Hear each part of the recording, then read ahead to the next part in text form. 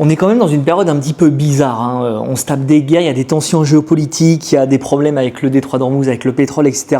Et malgré toute la merde qui nous tombe quand même sur la gueule, les marchés tiennent toujours et c'est quand même assez incroyable. Et on se demande tous, mais comment ça se fait que les marchés arrivent encore à tenir malgré tout ce qui se passe? Bon, j'avoue, après le premier trimestre, c'était pas forcément ça. C'est clair qu'on a quand même eu une baisse jusqu'à moins 8%, c'était fin mars de cette année. Et là, on est plutôt bien remonté puisque à l'heure à laquelle je tourne cette vidéo, on est quand même à plus 5,40, donc c'est quand même plutôt bien. C'est vraiment bien rattrapé.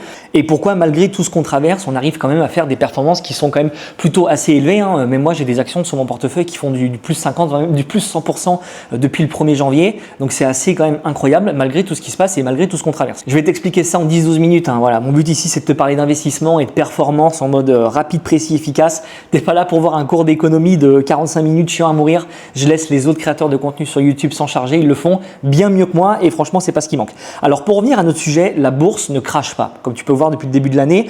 Et en fait, quand tu prends un petit peu de recul, c'est plutôt logique finalement. Pourquoi? Parce que tu as 4 forces aujourd'hui qui tiennent le marché, à savoir la Fed, le DCA des particuliers, les algorithmes de trading et les institutions. Je vais t'expliquer rapidement pourquoi ces 4 facteurs-là et ces 4 forces finalement tiennent le marché malgré tout ce qu'on traverse. La première force, c'est la Fed. Donc comme tu t'en doutes sans doute, la Banque centrale américaine. En gros, tous les investisseurs partent du principe qu'à partir du moment où ça sera trop la merde, la Fed va intervenir pour sauver le navire, pour soutenir l'économie en baissant les taux et en réinjectant de l'argent dans les marchés. Donc quand les marchés baissent, finalement, les investisseurs paniquent pas derrière parce qu'ils savent que tout ça peut être sauvé par la Fed si demain elle décide d'intervenir. Mais il ne faut pas oublier non plus que si la Fed intervient, ce sauvetage-là, il ne sera pas sans risque et c'est vraiment l'étincelle qui peut mettre feu à toute la poudrière et ce point-là, c'est celui de l'inflation. Et l'inflation, c'est un problème parce que si l'inflation est trop forte, la Fed ne pourra absolument rien faire parce que si elle baisse les taux, ça va relancer l'économie beaucoup trop rapidement et au final, relancer encore une fois l'inflation et voire même la réaugmenter et lui faire prendre encore plus d'ampleur. Donc au final, ils veulent pas du tout que ça arrive parce que si c'est déjà la merde,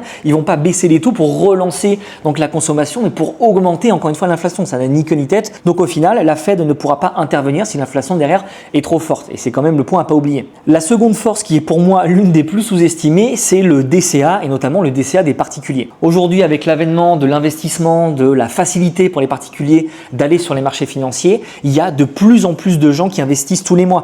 Et c'était BlackRock qui disait ça, que selon eux, il y a à peu près entre 20 et 25 millions de personnes aux États-Unis, juste aux États-Unis, qui investissent tous les mois dans des ETF ou même qui détiennent des ETF. Donc tous les mois, il y a une partie de leur salaire qui part directement sur les marchés financiers et eux, les particuliers, ils en ont rien à foutre de l'état du marché. Ils font pas d'analyse, ils font pas de market timing, ils achètent et c'est tout. Donc même quand ça baisse finalement, il y a quand même de l'argent qui est injecté sur les marchés financiers parce que ça fait comme un effet un peu de robinet qui est ouvert en continu et les marchés sont constamment abondés de liquidités, que ce soit de la part des institutions ou même de la part des nombreux particuliers maintenant qui investissent dans des ETF ou même dans des actions en direct et ça représente littéralement des milliards de dollars tous les mois. Donc quand les gens bossent, ça marche très bien puisque les gens continuent d'allouer leur portefeuille et de mettre de la liquidité sur les marchés. Mais par contre, quand ça devient beaucoup plus compliqué et que les gens ont peut-être plus de chômage, que les prêts à la consommation deviennent plus chers, exactement ce qui se passe depuis plus en moins maintenant aux États-Unis, on peut avoir un ralentissement derrière sur les investissements. Parce que du coup, les épargnants vont se dire « mais attends, là la vie ça commence à coûter cher,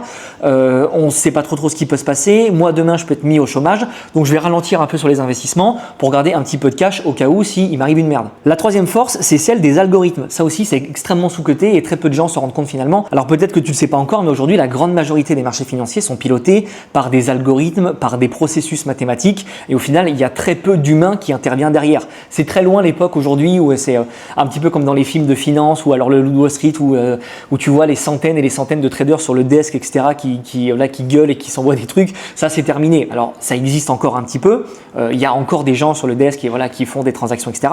Mais c'est rien comparé à ce qu'on avait avant. Et en gros, la logique de ces algorithmes derrière, elle est hyper simple. C'est-à-dire que quand le marché monte, les algorithmes, ils achètent et quand le marché baisse, les algorithmes, ils vendent. C'est aussi simple que ça. Et donc, quand la baisse finalement se stabilise, les algorithmes commencent à racheter, à se remonter et en fait, ça fait l'effet domino. Donc, c'est pour ça que tu as l'impression que dès que ça chute un petit peu, ça rachète direct et ça repart parce qu'au final, on n'a pas de vrai moment de baisse continue ou alors de stagnation qui est prolongée puisque en fait, derrière, les algorithmes rachètent instantanément. La quatrième force, c'est les institutions. Donc, quand je parle d'institutions, c'est-à-dire ce sont les banques, les fonds d'investissement type BlackRock, etc., les fonds de pension, les les compagnies d'assurance, les hedge funds, voilà, c'est toutes les grosses institutions qui gèrent de l'argent, qui sont des capital risqueurs, etc.